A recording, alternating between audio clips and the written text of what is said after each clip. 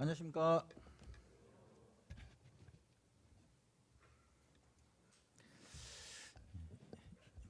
이 자리에 올라오면은 이 말도 준비가 되고 굉장히 표현도 정제가 되기 때문에 내 자신을 감출 수가 있고요. 또 성도님들을 자칫 잘못하면은 기만할 수도 있는 그런 위험에 항상 여기 올라오시는 분들은 노출되어 있는 것 같아요.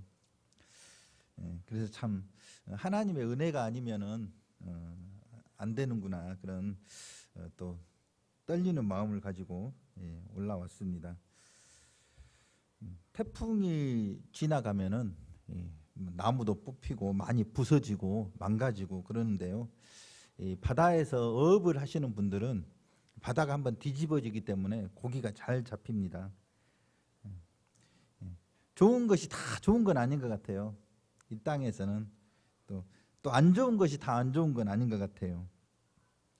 지금 우크라이나가 전쟁이 이렇게 벌어지고 있는데요.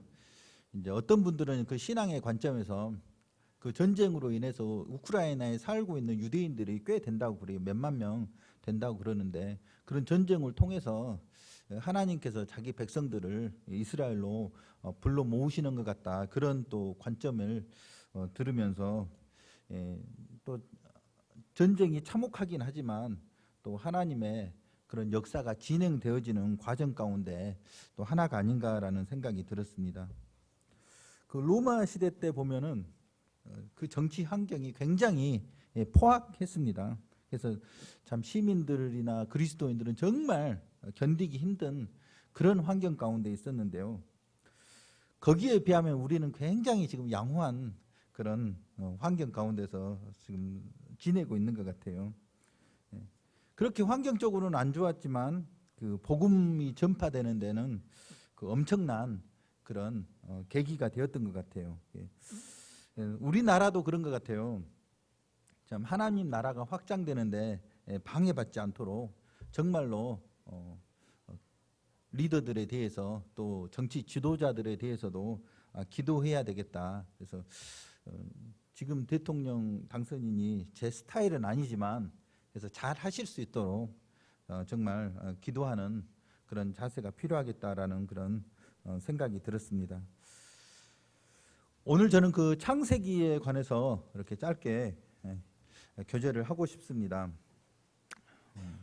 전 창세기를 참 좋아합니다. 너무 스케일이 크고 또 수많은 머리 좋은 사람들이 연구를 하잖아요. 우주의 신비, 지구의 신비, 평생토록 해요. 그런데 평생토록 해도 답을 못 얻는 경우가 많거든요. 그런데 창세기는 그 답을 아주 명쾌하게 우리에게 들려줍니다. 그렇게 연구하지 않고 고생하지 않아도 그리스도인이라면 아무리 어설퍼도 세상에 정말 똑똑한 사람보다도 더 명쾌한 답을 가지고 있고 또 그 답을 제시해 주기 때문에 헤매지 않고 흔들리지 않고 그 답을 알 수 있어서 창세기가 참 저는 개인적으로 좋습니다. 1장 1절에 보면은 태초에 하나님이 천지를 창조하시니라. 시간의 처음이 있었습니다. 그리고 천지, 우주가 만들어지고 땅이 만들어졌습니다. 그래서 우주라는 공간이 창조가 되었고 그 공간 안에 땅이라는 물질이 창조가 되었고요. 시간이 시작되었음을 1장 1절에서 장엄하게 시작하고 있습니다. 태초에 하나님이 천지를 창조하시니라. 이게 얼른 와닿지 않잖아요.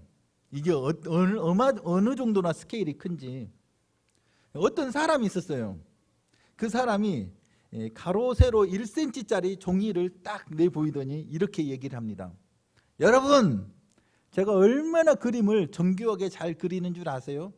저는 이 1cm, 가로 세로 1cm짜리 이 종이에 제가 그림을 그려 보이겠는데요. 어떤 그림을 그리냐면은 이 세상에 있는 모든 동물들, 곤충까지 기어다니는 지렁이까지 모든 동물들을 이 1cm짜리 종이에다 다 그려 놓을 수 있습니다. 종류별로 하나씩 그리는 게 아닙니다. 존재하는 모든 것을 다 넣겠습니다. 수억만 마리, 지렁이 한 마리가 아니라 이 땅에 존재하는 모든 지렁이들, 모든 사자, 호랑이, 개, 닭, 염소 다 이 1cm 종이 안에 다 넣겠습니다. 그렇게 얘기한다면 어떠시겠습니까?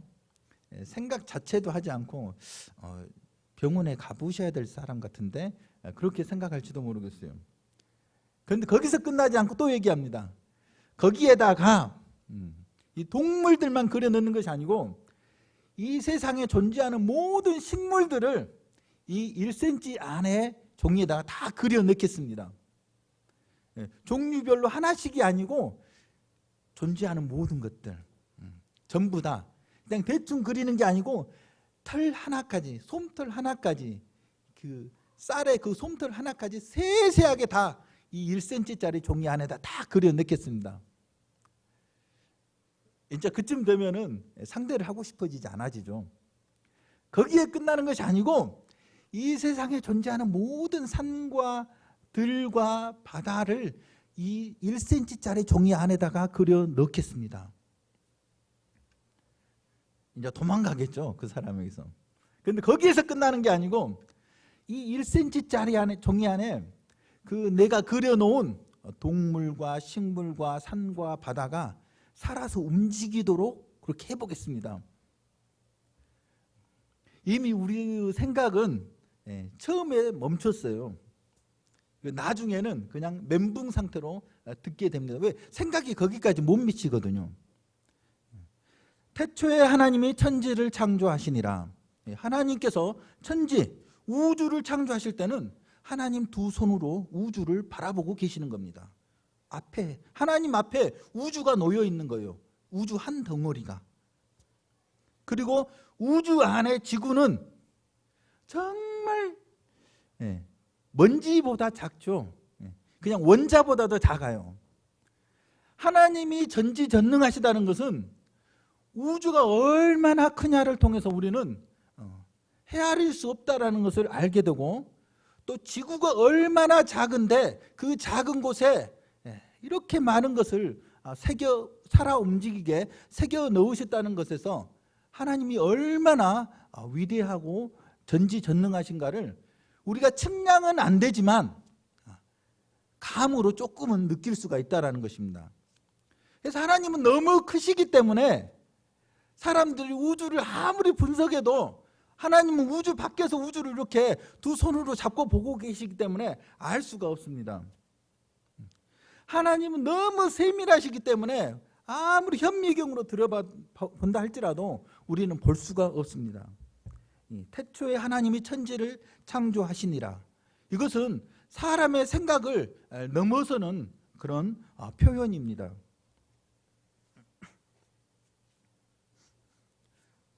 첫째 날은 그리고 천지를 창조하셨는데 이 땅이 어떤 상태였냐면은 땅덩어리가 있고 그 땅을 깊은 물이 감싸고 있어요.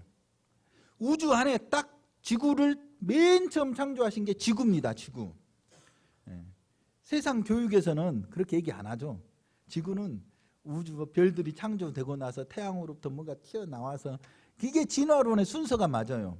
그런데 하나님께서는 우주, 그 큰 우주에 지구 딱 하나를 만드셨습니다. 그래서 그 초점이 우주에서 지구로 오고 지구에서 사람으로 이 초점이 옮겨가고 있습니다. 1장이. 땅이 혼돈하고 공허하며 땅이 질서가 없었어요.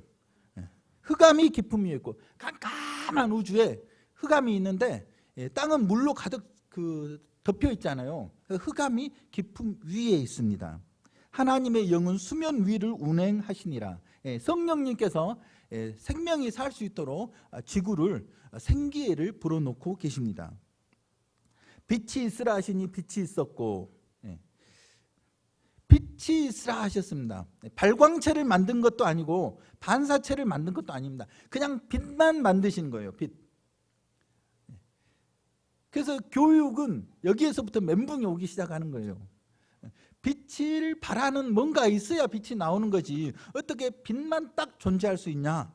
그런데 하나님의 능력으로 빛을 만드셨는데 이 빛은 어떤 빛이냐면 지구를 한쪽에서 한쪽 방향으로 이렇게 비춰주고 있는 그런 빛입니다.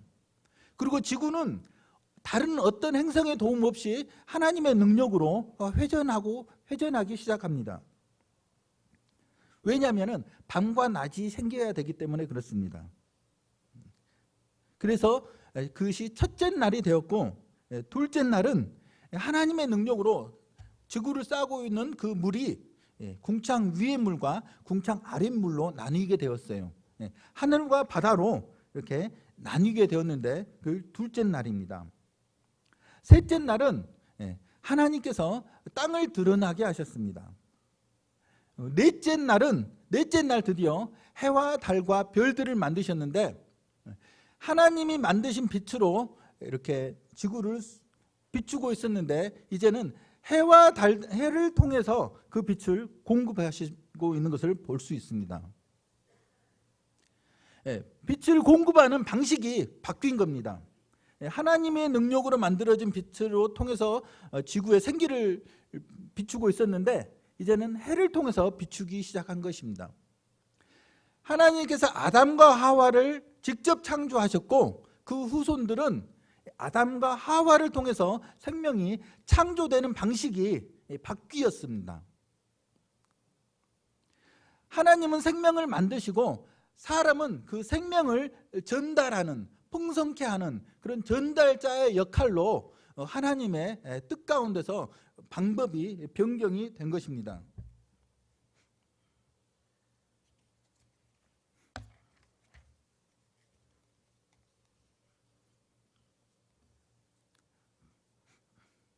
창세기 1장은 만물의 근원이신 하나님을 향하게 하고 있습니다. 우리는 태양을 보면서 그 빛을 만드신 하나님 앞에까지 나아가야 되고 태어나는 아이를 보면서 이 아이의 창조자는 나야. 그 시선이 나에게 멈춰서도 안 되고 이 아이도 그렇고 나도 그렇고 이 생명의 창조자는 우리 부모님이야. 부모님에게서 멈춰도 안 되고 생명의 근원 대신 하나님 앞에까지 나아가야 된다는 것입니다.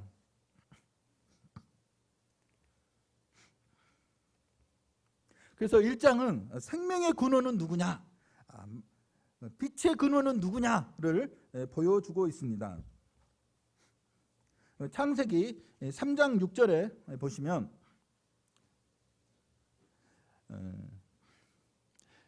창조하시고 나서 에덴 동산을 만드시고 그 가운데 생명나무와 선악과 나무를 만드셨습니다.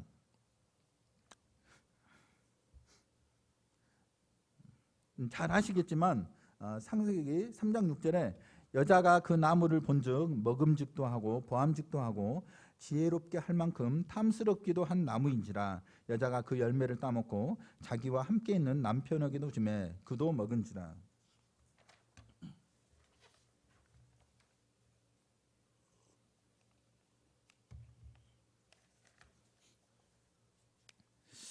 사실 오늘 하고 싶은 교재는 이 말씀입니다. 6절에 여자가 나무를 본즉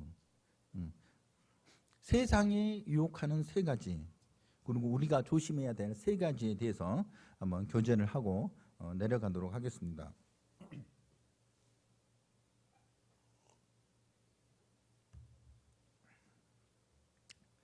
여자가 그 나무를 본즉 먹음직도 하고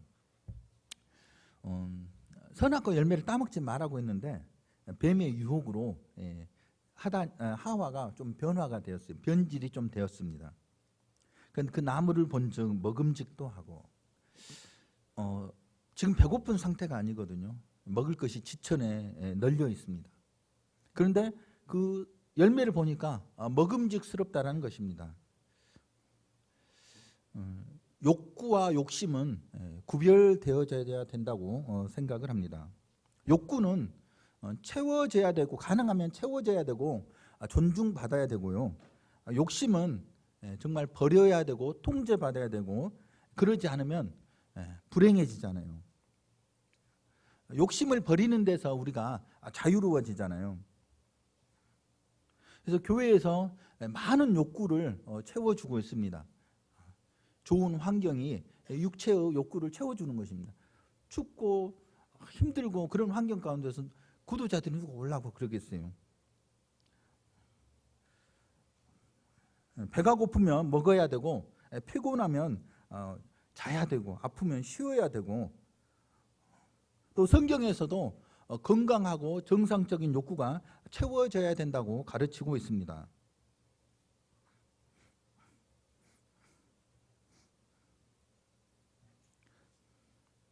그래서 이러한 정말 우리 교회를 통해서 욕구들이 정말 균형 있게 영혼 육의 욕구들이 채워지고 있는 것을 보면서 참 감사가 됩니다. 다음에는 보함직도 하고,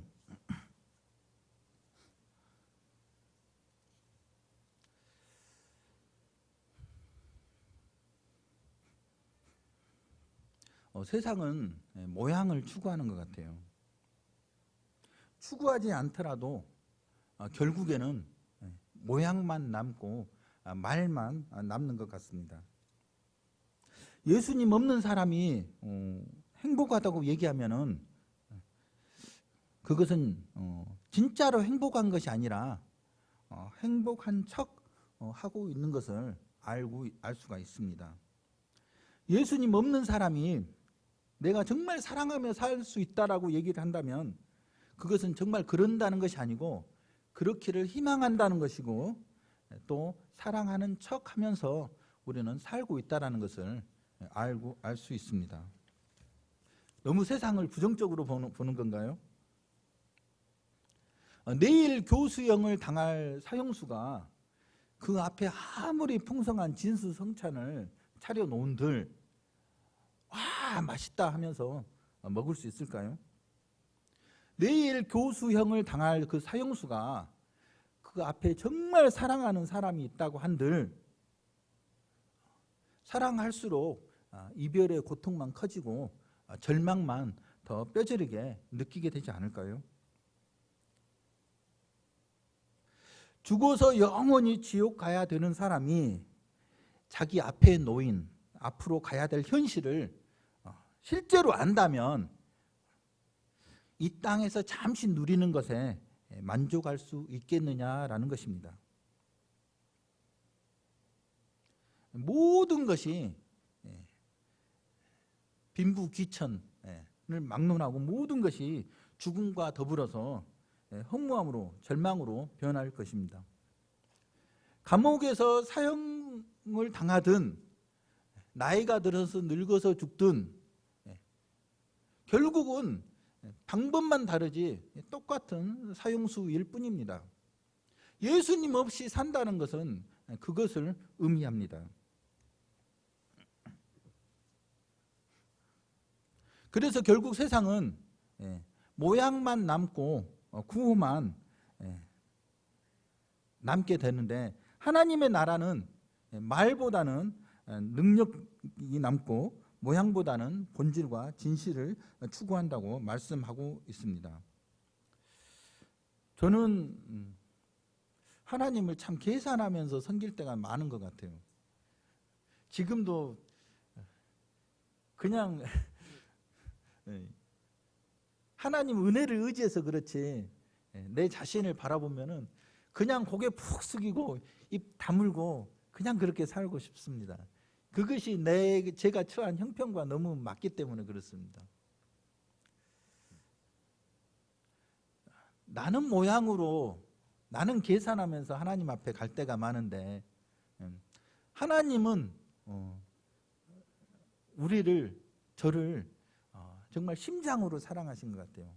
모든 걸 다 아는데 어떤 생각을 하는지도 알고 온갖 더러운 죄악된 생각들을 다 아시는데 진심으로 사랑한다는 거, 제 아내가 저를 굉장히 좋아합니다. 그런데 제 속을 다 읽는다면 과연 좋아할까? 그래서 제 속을 못 봐서 하나님께 참 감사가 돼요. 좋은 것을 봐도 좋아할까 말까 한데 온갖 더러운 것을 다 보면서도 사랑하고 좋아한다는 것은 정말 사랑 그 자체가 아니면은 불가능한 것입니다.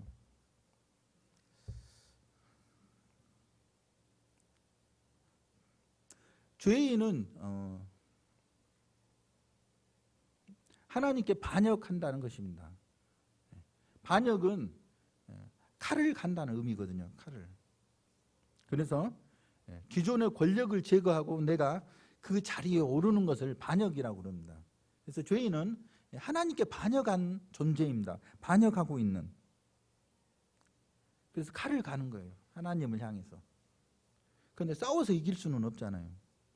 그분은 절대자고 나는 훅 불면 날아가는 피조물일 뿐인데 이겨보겠다고 또 칼을 갈아요. 예수님께서 십자가에 못 박히시고 다 이루었다, 다 갚았다, 다 해결했다. 덧붙여서 한 가지 의미를 더 생각해 본다면 니네들이 나를 그렇게 죽이고 싶냐? 그래 한번 죽여봐. 그래서 손과 발을 그분이 자진해서 이렇게 내어 보이셨습니다. 사람들은 죄의 눈이 뒤집혀서 앞뒤 가리지 않고 이때가 기회다 하고 못을 받고 창을 찔러서 예수님을 죽였어요.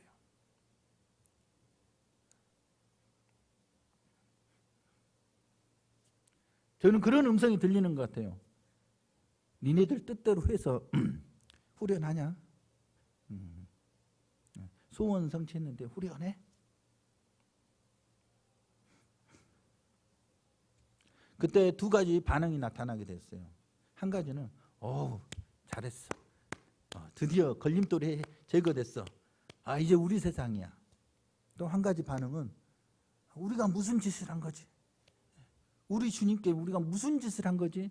가슴을 치며 통곡하는 사람이 나타나게 되었습니다.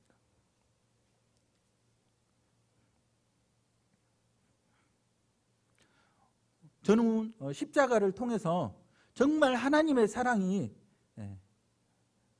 진심이라는 것에 대해서 정말 저를 비롯해서 털끝만큼도 의심하지 않았으면 좋겠습니다. 그 의심하지 않은 사람들이 자기의 삶을 돌보지 않고 그 믿음을 가지고 살았던 것을 우리는 볼 수가 있습니다. 그래서 참 나를 위해서 희생해 주신 사랑을 연구해야, 산속에 들어가야, 고민해야 알 수 있는 것이 아니고 그 마음이 깨끗하다면, 양심이 털끝만큼이라도 있다면 그 믿음으로 하나님을 믿는다는 것을 알 수가 있습니다. 신앙은 과학도 아니고 합리적으로 설득하는 것도 아니고 하나님이 사랑해 주신 그 사랑에 대해서 내가 어떻게 반응할 것인가, 내 마음의 문제고 내 양심의 문제입니다. 부모님이 어떻게 나를 섬겨주셨든지 간에 그것을 연구해야, 그것을 고민해야 안다는 것은, 그것만 그렇게 해서 안다는 것도 다행이죠. 그런데 양심이 바르다면, 마음이 제대로 있다면 꼭 연구해야 하는 건 아니잖아요.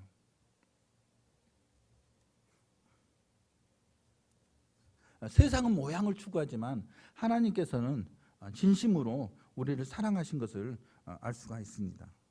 지혜롭게 할 만큼 탐스럽기도 한 나무인지라. 이 부분 교제하고 마치도록 하겠습니다. 세상의 지혜는 무엇일까요? 우리가 학교에서 배우는 것들, 수학, 과학, 그런 것들은 영어 그냥 들러리로 주는 것입니다. 뒤에 있는 어둠의 세력, 사단이 의도하는 것은 딱 한 가지입니다. 첫 번째는 하나님은 없다, 이걸 가르치려고 하는 것입니다. 이것은 액세서리로 주는 거예요. 그런 것, 수학이나 그런 것들은 하나님은 없다, 이걸 가르치고자 하는 것이 있고요. 두 번째는 인간은 위대하다라는 것을 가르치려고 합니다. 그렇지만 하나님을 아는 사람들은 배울수록 어떻게 되는 것입니까? 감탄하는 것입니다. 와, 이렇게 세상이 정밀하게 정교하게 만들어졌다니. 인간은 위대하다가 아닙니다. 인간은 불쌍하다입니다. 불쌍하고 소중하다. 죄로 인해서 지옥에 가야 되기 때문에 불쌍하고, 그 죄인을 위해서 독생하신 아들을 주셨기 때문에 사람은 소중한 존재입니다. 위대한 존재가 아니고. 하나님은 없다라는 그런 교육을 하기 위해 사단은 여러 가지 사상과 철학을 가져옵니다. 대표적인 게 진화론, 유물론, 이러한 것들이 하나님은 없다를 가르치기 위한 교묘한 속임수입니다. 인간은 위대하다를 가르치기 위해서 휴머니즘, 인본주의, 그런 사상으로 아이들을 교육시킵니다. 그래서 참 교회에서 정말 하나님에 대해서, 사람에 대해서 잘 배우고 또 잘 가르치지 않으면 시간이 지날수록 영혼들을 뺏길 수밖에 없는 그런 구조에 놓여 있는 것을 보게 됩니다. 참 교회는 너무 감사가 됩니다. 이런 부분에 정말 잘 가르쳐 주시는 분들도 계시고, 또 좋은 마음으로 잘 따라오는 그런 성도님들 계셔서 너무 감사가 됩니다. 영혼육이 있잖아요. 사상과 철학은 혼적인 영역입니다. 육은 물질을 의식하고, 혼은 세상을 의식한다고 합니다. 그리고 자아를 의식한다고 그래요. 영은 하나님을 의식하고 하나님 나라를 의식합니다. 그래서 세상의 공자님, 맹자님, 소크라테스 이런 사람들은 세상의 이치를 터득한 사람들입니다. 잘해봤자 세상 사람이에요. 하나님을 의식하고 하늘의 이치를 터득한 사람들을 우리는 그리스도인이라고 합니다. 하늘의 이치의 핵심은 십자가의 도입니다.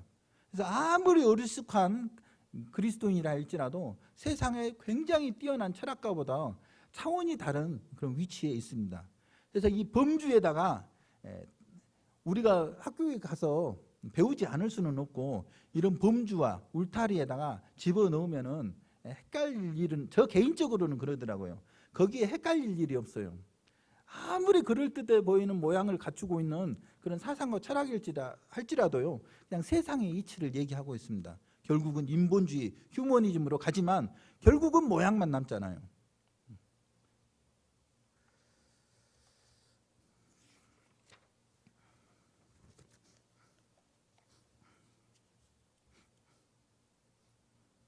창세기 1장에서 1절에서 하나님이 근본이시고 하나님이 위대하시다 라고 얘기를 하지만, 하와가 선악과를 따먹음으로 내가 근본이고 내가 위대하다로 이 죄는 그 근본을 바꿔버렸습니다. 그래서 우리는 예수님을 믿음으로 정말 하나님을 인정하고 나를 제대로 알고, 그래서 그분을 더 경외하는 마음이, 예배하는 마음이 커지는 저희들이 되었으면 좋겠습니다. 기도하고 마치겠습니다.